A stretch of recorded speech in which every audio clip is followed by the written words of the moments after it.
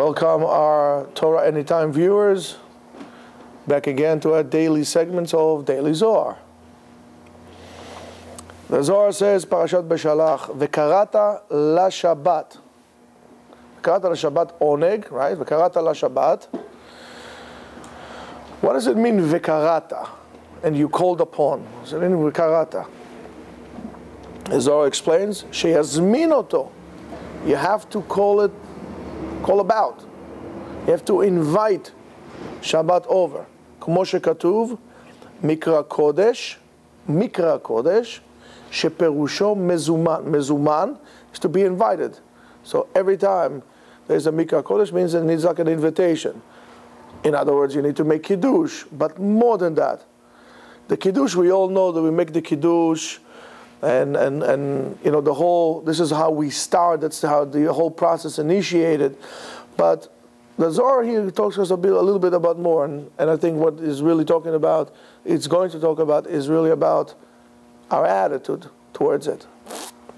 So he says, Kmo shemazminim oreach leveito. As you would invite a guest to your home, right? You need to invite a guest over. And in order to make somebody come to you, you also have to present, you know, sell your case to him nicely. You have to say, well, would you like to come to my house? I would like to have you.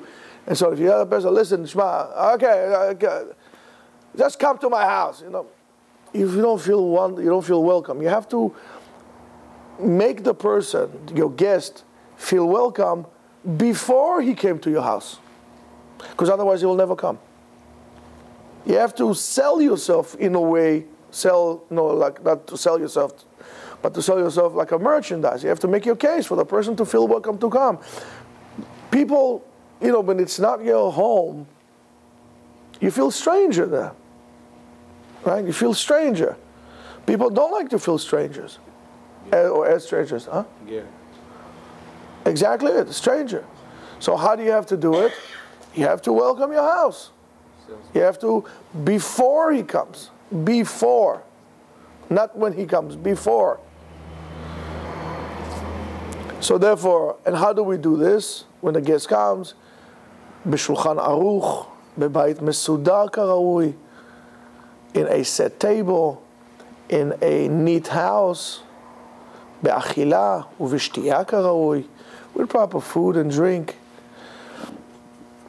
And in a way, this is a remnant of old world charm and manners that we somewhere along the line lost in our very individual society. It used to be when a person came to your house, it would be considered to be extremely rude if you would not offer them something to drink, something to eat. When you don't offer somebody, someone that comes to your house, anything to drink, means practically, listen, pack up and leave. You are not welcomed here. I remember my grandmother, Aleh Shalom, it was a wonderful thing that she used to do. They have, and I think I told you this before, they used to make like marmalade from different things, from orange peels, from quince that they used to make into jelly, stuff like that. And they used to cut them into little, if it was flat, they used to cut it into like little triangles or shape or, squares. And they had those teeny little forks. And they used to, when guests used to come, and there was on a daily thing, when the neighbors used to come in, right? So right away, the first thing you got was a glass of water to drink. And it doesn't make a difference if it was a neighbor across the street. That's what they did. They came to the house, not like just, can I borrow this or borrow that, but just like to sit down and talk. They used to give him a glass of water. Used to give him a little bit of this, with those teeny little forks. It was so, they're like miniature forks. They used to, almost like caviar forks, take one of those sweets, put it in the mouth, and then there was another cup where he used to take the sugar, those marmalades, used to put it after you eat it so it'll be easier to wash. So to put it in a cup with water inside, and after that the coffee came. That was considered to be proper manners. There was nothing out of the ordinary. That's just what they did. They're making each other welcome. So when you invite somebody, you're going to clean up the house for them. As a guest. You for yourself might not clean the house. No, you can live whatever you want. It's your house, live whichever way you want. But when a guest comes, it is appropriate to make him feel welcome, that is important. And there's nothing wrong with making people feel comfortable, but making them important.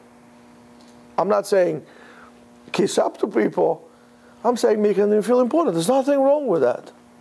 We would like to feel like that. So we set the table. We clean up the house. The same thing we have to do for Shabbat. And on Shabbat we have to do more than any other day. Therefore, if you eat something, let's say you make every day, you make yourself 2 dishes on your main meal, Shabbat, you have to do more. That's where the habit comes of cleaning the house, lichvot Shabbat. Setting the table, lichvot Shabbat. My other grandmother, Alei Shalom, my father's mother, when he came midday, it doesn't make a difference how busy they were. And they did not have food processors, did not have blenders, ovens, and stuff like this, the way we have it. It was all hard manual labor. And the food was amazing. Came midday of Shabbat, on Friday, she used to leave everything, set the table so the table would be ready for Shabbat before Shabbat. Midday. My daughters picked up this habit. They started to do this as well when they're home. But now they're in school, so it's a different story. But you have to, if something is important to you, you're going to get yourself ready to it. And Shabbat needs to be prepared as a very important guest that comes to your house. It's all in your attitude. You can keep Shabbat and not keep Shabbat. Keeping Shabbat, doing the do's or the don't do's and so on and so forth of the halakha, that's one thing. But your attitude behind it makes a big difference.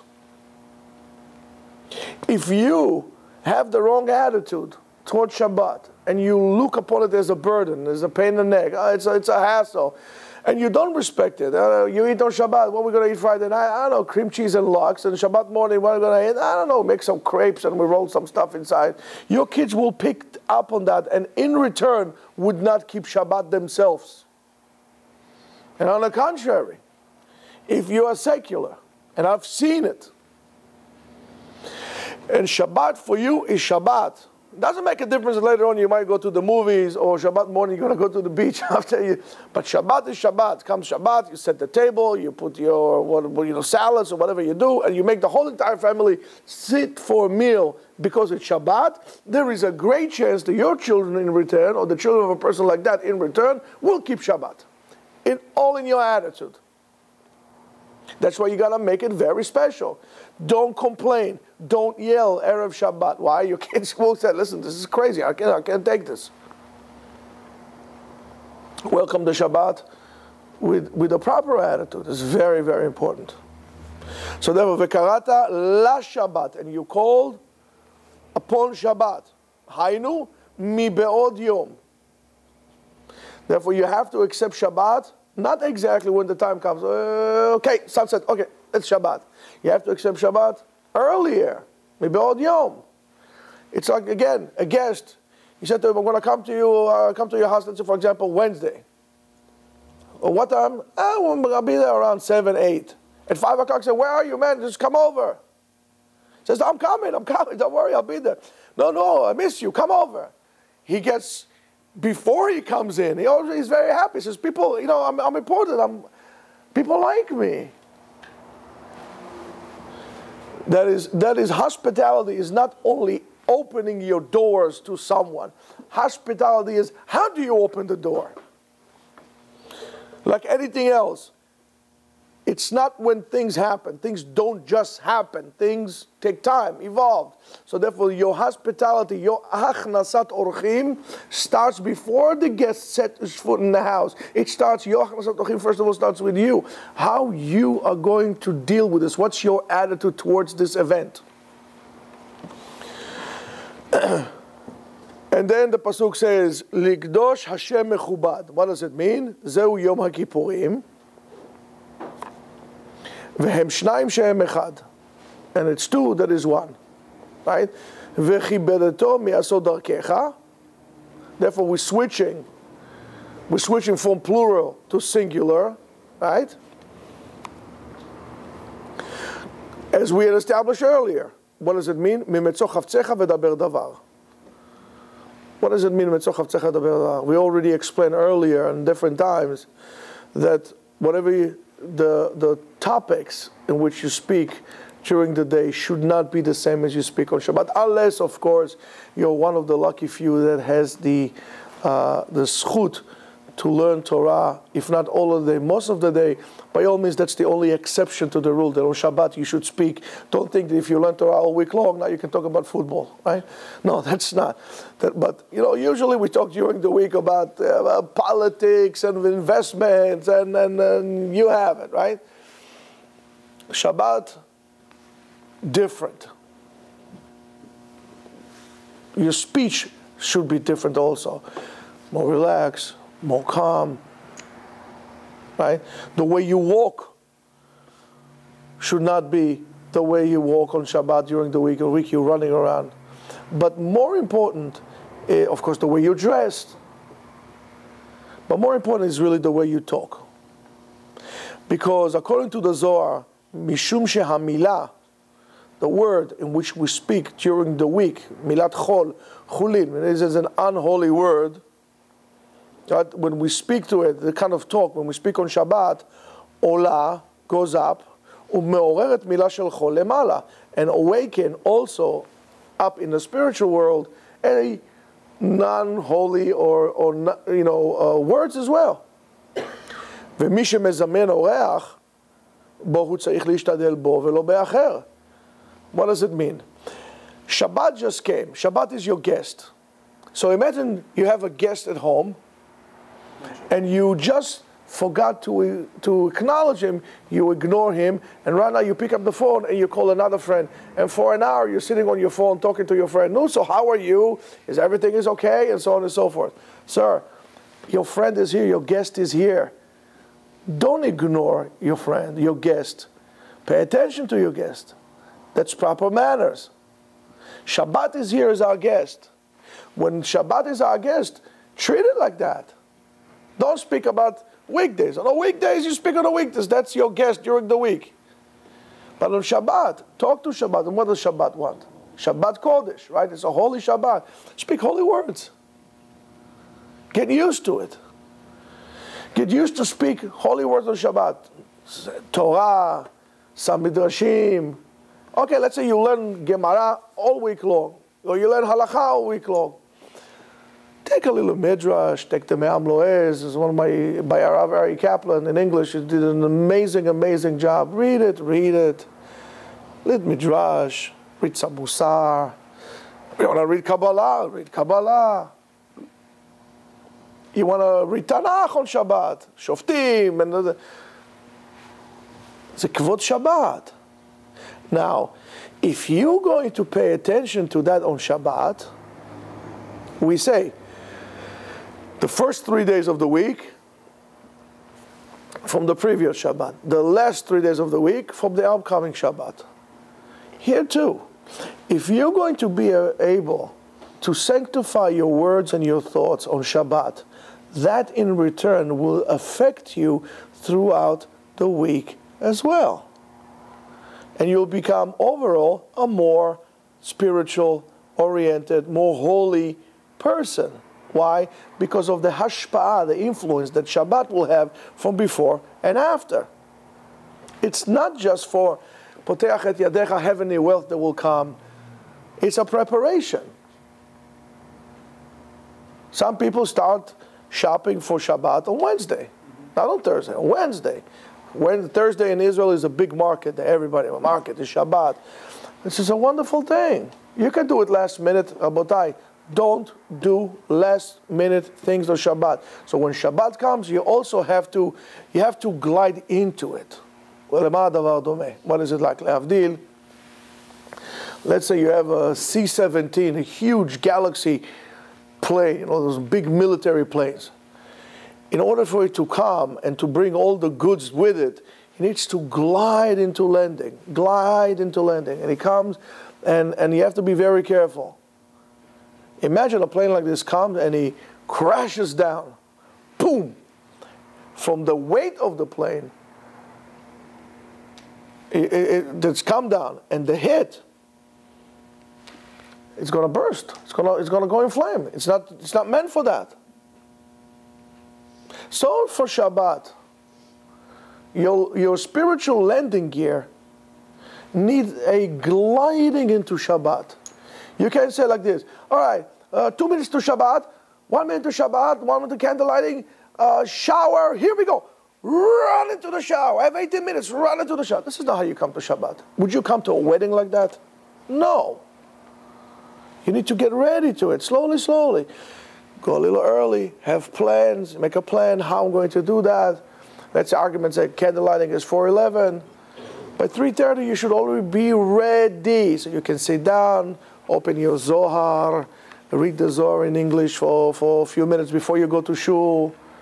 You know, go to Bet HaKnesset out of a good spirit. Come home. Kiddush would be different. Everything would be different. But when you crash landing into Shabbat, you don't have a time to breathe. You don't have this thing. And so is on the other way around. When Shabbat leaves, you can't just take it like a Apache helicopter, and you're out. Again, a long glide, a long departure. That's why you make the Seudat Melaveh Malka. This is having the proper attitude for Shabbat. Appreciate it. Appreciate it. We don't have so many Shabbatot in our lives, Rabotai. How many Shabbatot does a person have if he lives to 100 years? 5,000? 200? 5,000. That's, huh? That's okay. Who lives to 100? That's from age 0 until you go. 5,000 Shabbatot. So that's nothing.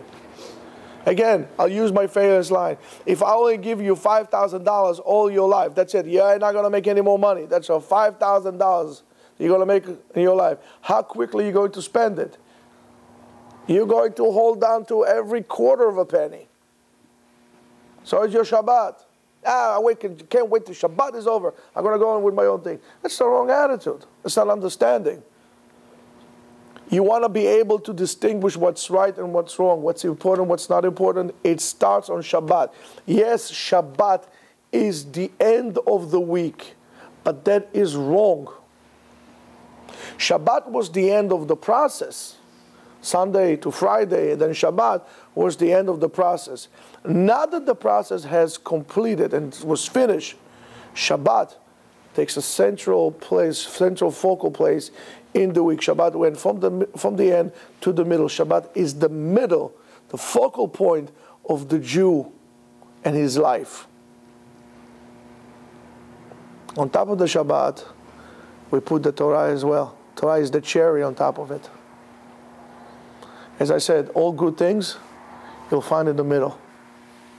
So Rabotai, Be'ezrat Hashem, I hope we all have the proper attitude for receiving the Shabbat, for having the Shabbat as a guest in us. And Be'ezrat Hashem, we shall all be zochel to eternal Shabbat me'en ha'olam haba. Amen.